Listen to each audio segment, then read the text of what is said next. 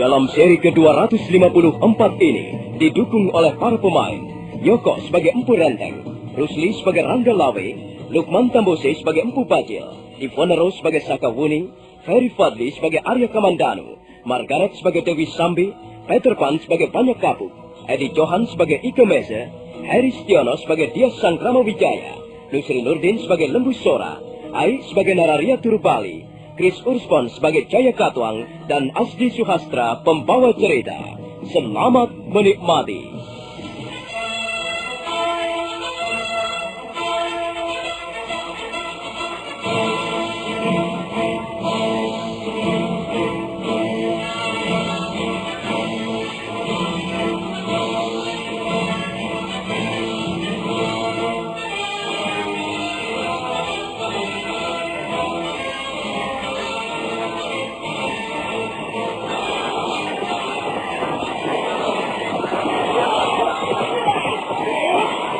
Pertempuran sengit masih terus berlangsung di alun-alun kecil.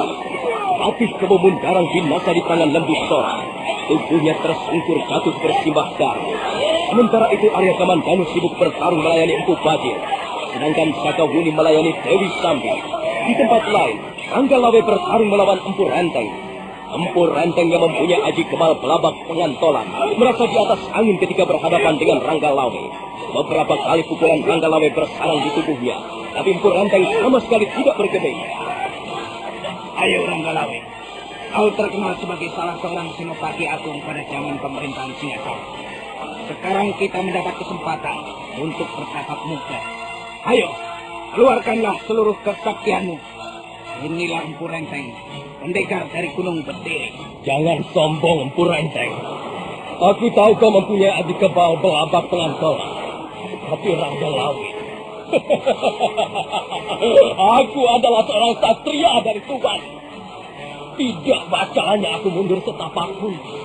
Dan terimalah seranganku berikutnya, Empu Renteng. Empu Renteng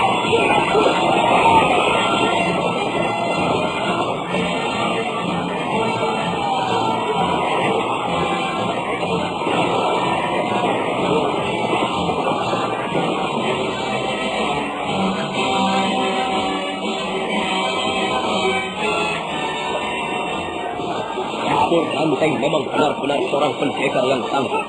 Tubuhnya yang jangkung sama sekali tidak membuatnya menjadi kurang lincah. Di samping itu aji kebal pelabak pengantolan merupakan benteng pertahanannya yang sangat kuat.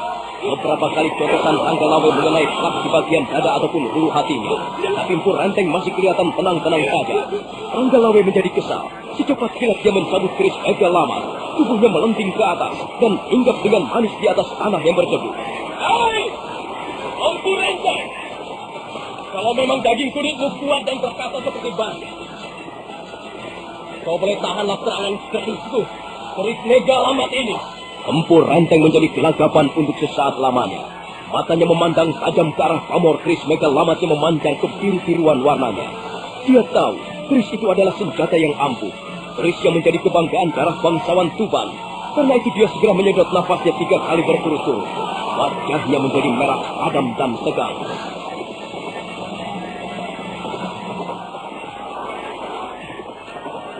Ayo Rangga Lawe, coba. Aku ingin mencicipi kerismu yang bernama Mega Lamat itu. Kalau Mega Lamat sampai tidak dapat melukai tubuhmu, Rangga Lawe akan berhenti menjadi prajurit. Kau terimalah, Empu Renteng. Selesai mengucapkan kata-katanya yang berapi-api, Rangga Lawe menyerbu ke arah Empu Renteng. 2 kali tebasannya luput. Empu Renteng berhasil menangkis dengan bagus. Tapi pada kesempatan yang ketiga kalinya, Empu Renteng terlambat untuk menarik kakinya mundur. Pada saat itulah ujung keris Mega Lamat menghunjam ke bagian dadanya.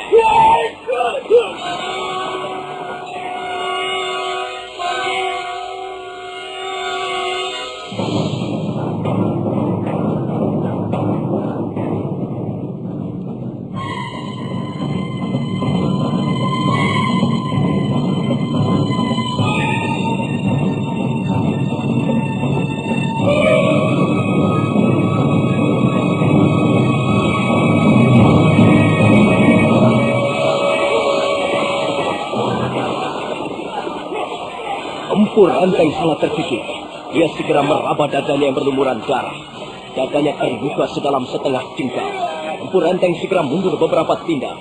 Pada saat berikutnya, ketika Rangga Lawe bermaksud untuk mengulangi serangannya, Empu Bajil dan Dewi Sambi menyambar tubuh Empu Renteng, kemudian menaikkannya ke atas punggung kuda.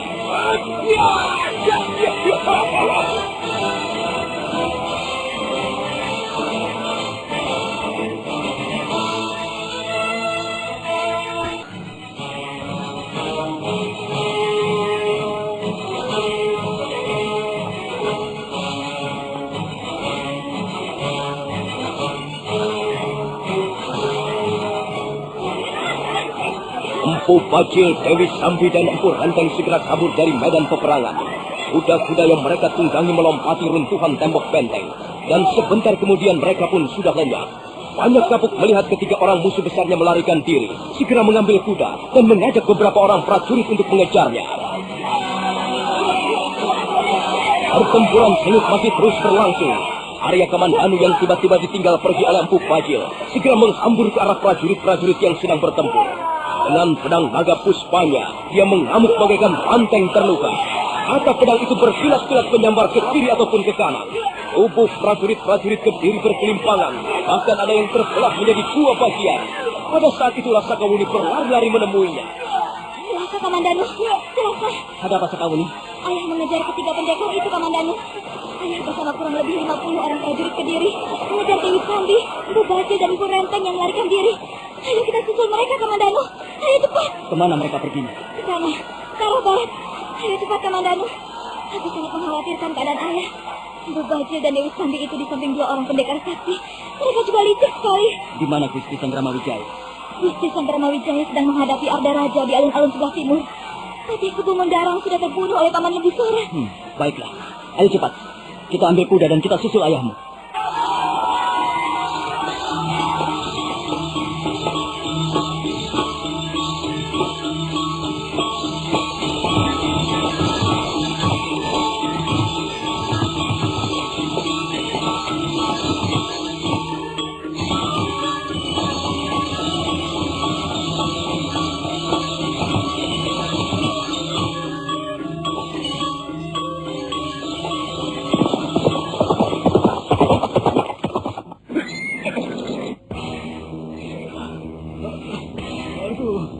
Bagaimana luka-lukamu, Ali Renteng? Apakah kau masih bisa bertahan? Senjata Ranggalawe benar-benar dahsyat, Kakang Bajil. Aku sudah mengerahkan seluruh ajik belaka pengantolan, tapi keris Megalamat benar-benar ampuh. Ujungnya tajam luar biasa, seperti paruh Raja Wali Kendaraan para dewa. Dan lukaku terasa panas sekali. Rupanya keris Megalamat itu juga dipupuhi racun yang sangat dahsyat, Kakang. Di dalam lukaku seperti ada bara api yang bernyala-nyala. Kalau begitu, kau harus segera mencari seorang tabib, Kakang Renteng. Iya Dewi Sambi. Kalau racun ini tidak segera dikeluarkan dari tubuhku, aku pasti mati. Aku tidak tahan lagi.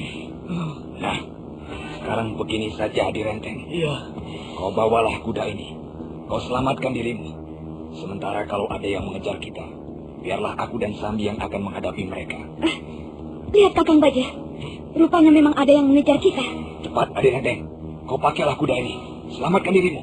Biarlah kami yang akan menghadapi mereka. Baiklah, Kakang Bajil. Aku memang harus beristirahat pada beberapa hari untuk memulihkan tenagaku. Ya, sambil mencari seorang tabib yang bisa mengeluarkan racun dari dalam tubuhku ini. Dengan tubuh bergoyang-goyang di atas punggung kudanya, Empu Renteng segera meninggalkan Dewi Sambi dan Empu Bajil. Dia terus berkuda melewati daerah berbukit-bukit. Dan sebentar kemudian, kudanya lenyap di balik sebuah tikungan bukit padas. Tak lama kemudian, datanglah banyak kapuk dengan kurang lebih 50 orang prajurit Majapahit.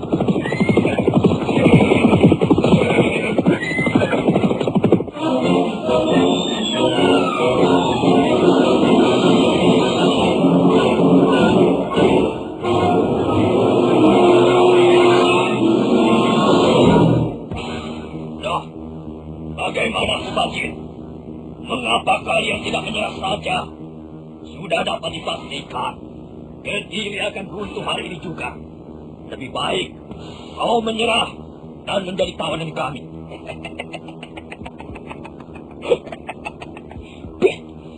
Banyak kapuk, Jaya Katuang boleh menyerah. Prajurit-prajurit Kediri boleh kocar kacir. Tapi Empu Bajil dan Dewi Sambi pantang menyerah.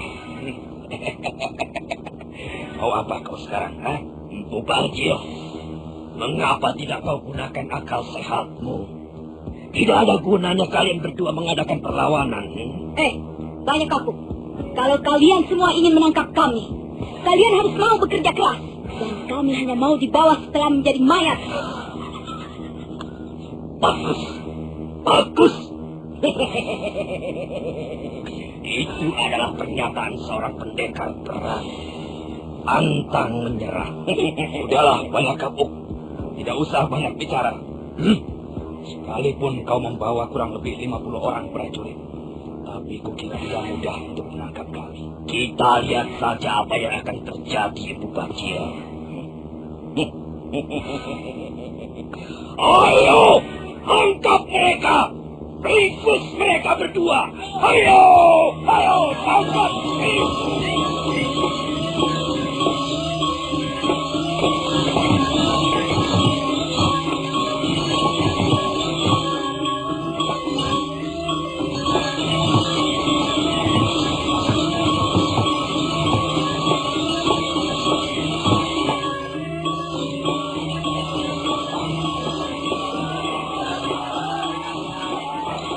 Agaknya sudah bisa dipastikan kita akan memenangkan pertarungan ini, Tuan Sanggrama Wijaya. Benar, Tuan Panglima Ikumesu. Ya, prajurit-prajurit Kediri sudah banyak yang terbunuh. Dan sisanya lari tunggang langgang. Tinggal beberapa puluh orang prajurit yang masih berusaha mempertahankan diri. Panglima Sipi dan Panglima Kausi akan segera membereskan mereka semuanya. Bagaimana Paman Nebusor? Kita harus menyudahi pertarungan ini. Oh iya, aku tidak melihat Kakang Banyak Kapuk. Kakang Banyak Kapuk mengejar Empu Bajil dan Dewi Sambi, Gusti. Sementara Arya Kamandanu dan Prakabuni menyusul ayahnya. Sekarang kita adakan pembagian tugas, Paman Nebusor. Iya, Gusti. Kami semua siap menjalankan tugas perintah Gusti. Aku tahu Arda Raja melahirkan diri dengan dikawal lebih kurang 20 orang prajurit. Biar akulah yang akan mengejar dan membereskan anak Jaya Katuang itu. Sementara Paman Lembusora, Ranggalawi, dan yang lain kutugaskan untuk masuk ke dalam istana. Maksud Gusti, kami yang harus menghadapi Sang Prabu Jaya Katuang. Benar, Paman. Katakanlah apa yang telah terjadi di alun-alun Kediri. Kalau Sang Prabu tidak dapat menerima kenyataan ini, terserah Paman Lembusora bagaimana cara mengatasinya. Baik, Gusti. Hamba akan segera menjalankan perintah. Ayo, Ranggalawe. Kau Reken Demung, Gajah Biru, mari ikut aku.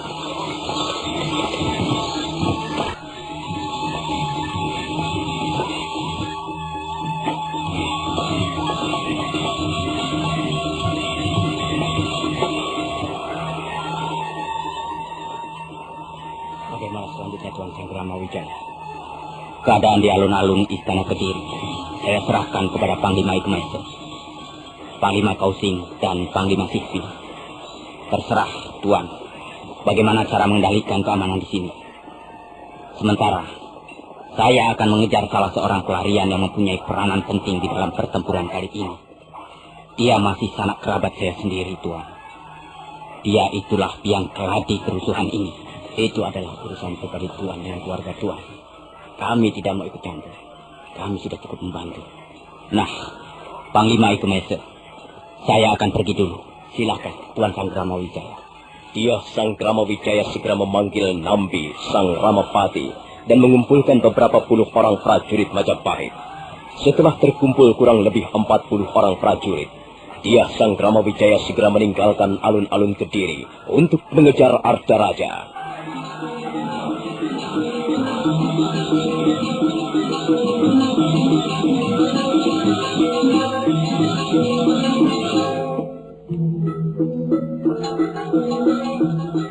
Sementara itu di dalam istana Kediri, di ruang peraduan raja, Sang Prabu Jayakatwang tengah berlutut di depan jenazah istrinya, Nararya Turukpali.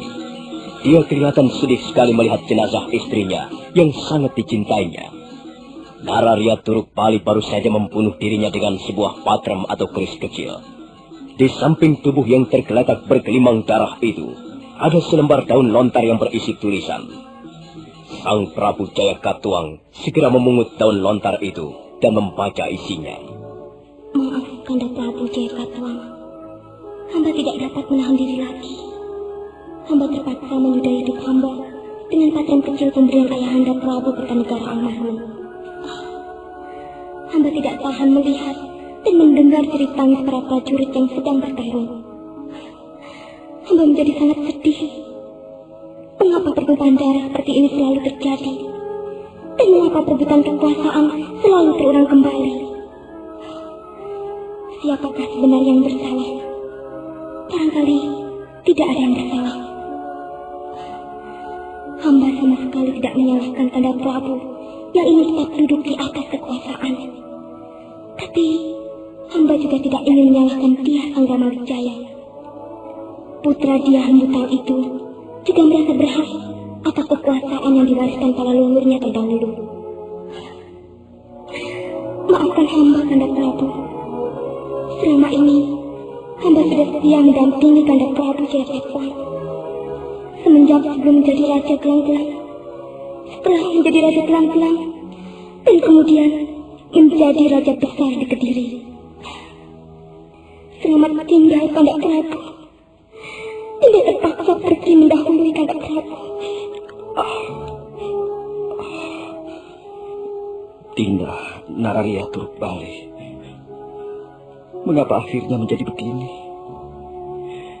Mungkin akulah yang bersalah. Mungkin benar apa yang dikatakan Prabu Kertanegara. Akulah orang yang tak tahu diri, tak tahu terima kasih. Tapi tidak. Jayakatwang tidak bersalah. Aku bukan merebut hak orang lain. Aku merebut hakku sendiri. Aku adalah keturunan raja-raja Panjalu. Aku keturunan Prabu Jayasabha, Prabu Kertajaya. Aku akan merasa berdosa besar kalau membiarkan Panjalu direbut oleh raja lain. Semua ini gara-gara Sangramawijaya, anak dia Lembuta itu, cucu Narasingamurti itu. Benar-benar laknat. Dia telah menyalahgunakan kepercayaanku. Dan Arya Wiraraja alias Banyak Wide itulah rupanya yang menjadi piang keladinya. Tidak. Pokoknya aku tidak mau menyerah. Sekalipun tinggal seorang diri, aku akan terus mempertahankan tahta Kediri. Pada saat itulah Lembu Sora, Rangga Lawe, Regrian Demung dan Gajah Biru serta beberapa orang prajurit Majapahit menyerbu masuk.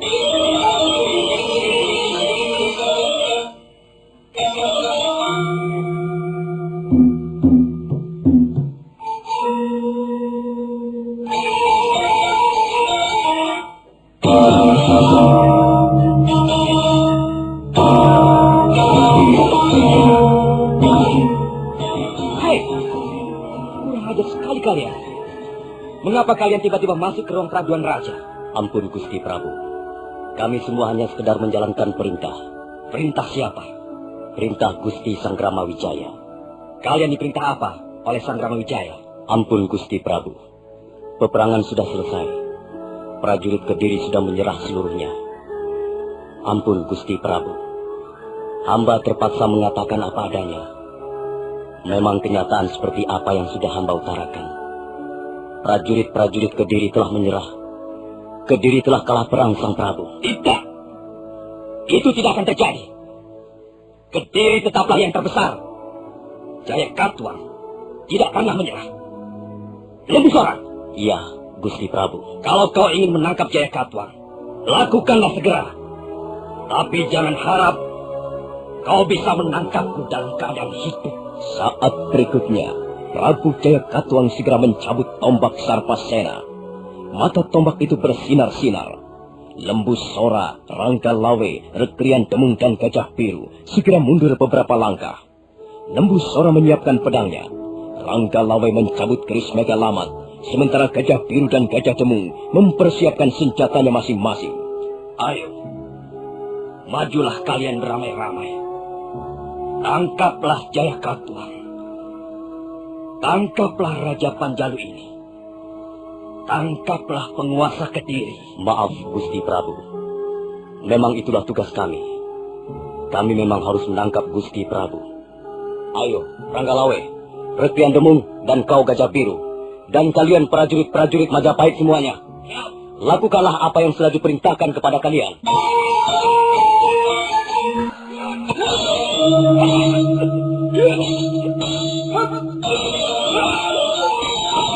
Dengan tombak Sarpasena, Prabu Jaya Katuang membendung serangan-serangan lawannya. Ujung tombaknya yang berkilat-kilat menyambar ke sana kemari. 3 orang prajurit sekaligus roboh begitu terkena samparan tombak Sarpasena. Nah, saudara pendengar, bagaimanakah kisah selanjutnya? Silakan menunggu seri berikutnya. Sampai jumpa.